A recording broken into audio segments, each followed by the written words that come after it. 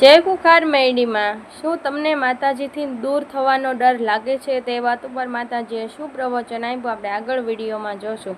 જય માતાજી. મારો ઉદ્દેશ એક જ છે, ભક્તિ ભાવ તમારી મા પ્રત્યે હરખ્ય ના થાય અને એના આનંદની અનુભૂતિ થાય કે ભક્તિ શું છે જીવનનું. સુખ દુઃખની વાતો તો સુખ દુઃખ હગા ભાઈઓ છે. સુખ ના માગશો પાછળ દુઃખ ભેટાઈને જ આવવાનું છે, વગર માગે આવવાનું. કોઈ દુઃખ માગે છે કે માતાજી દુઃખ આપજો? કોઈ ખરો એવો કોઈ વીરનો હોય કે દુઃખ માગે, મારા દીકરાએ મારી જોડે દુઃખ માગેલો છું, હું મેલડી આવું છું. જામ કે છે માતાજી આવો છો દીકરો તમારો, બધા સુખની આશા કરે તો દુઃખની આશા કરે, એટલે માગે કે માં દુઃખ હશે ને થોડું ઘણું તો જેથી હું તને કોઈ દાડ ભૂલી ના જાઉં એનો ડર રહે, એટલે હું મેરડી આવું છું. શું આવો ડર થાય છે તમને કે માતા મારાથી દૂર ના થાય, માતા મારાથી છેટી ના થાય, માતા મારાથી રિહાઈ ના જાય? જો આવો કદાચ કોઈ દીકરાઓ ડર રહેતો હોય ને તેનો બેડો પાર કરી છું મેરડી.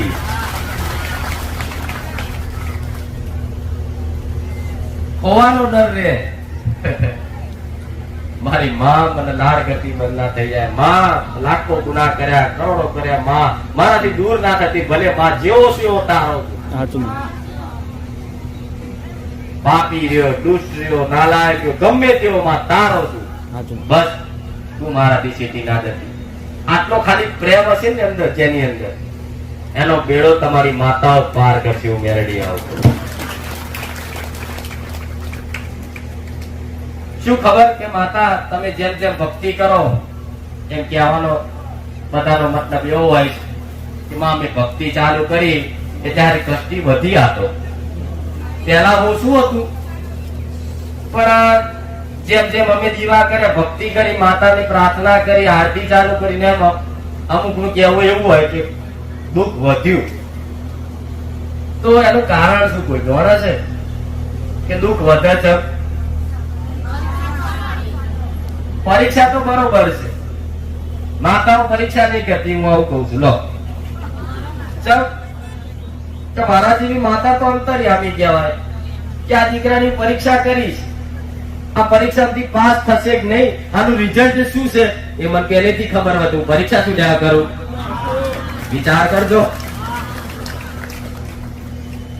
મને તો મારા દીકરા મારી વસ્તીને ખબર હોય ને, મારા ભક્તની, કે હું આની આ પરીક્ષા કરીશ, તેની ભક્તિના અનુમાન ઉપર જ હું માતા નક્કી કરી દઉં કે આ પરીક્ષામાંથી પાસ થશે કે નહીં થાય. પહેલેથી જ મને ખબર હોય.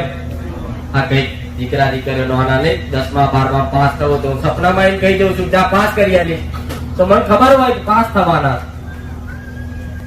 તો ખબર હોય પરીક્ષા શું લેવા કરું?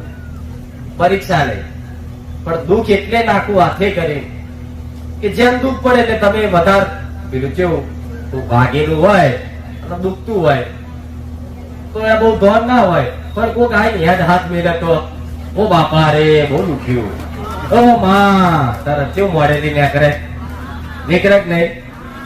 તે દુઃખ હોય પછી થોડું વધે એટલે ફરી કહો માં હવે નહીં રહેવાય, ઓ માં રોજ રોજ. પછી એક દાડો નાભીથી પોકા નીકળી જાય, રે માં તમારી માં હાથમાં ગાલી લેવું મેલડી આવું.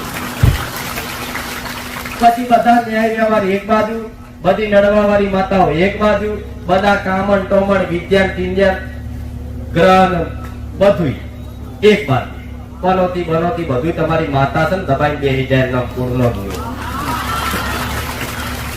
તો દુનિયા વાળાએ નબળી બનાવી દીધી છે. માતા પીલી આડી થાય છે, પીલી આડી. હું એવું કહું છું કોઈ આડી નહીં થતી. કે તળિયાની મેરડી કે તમારા 84 ખાતાની કોઈ વડીલોની મશાળી મેરડી,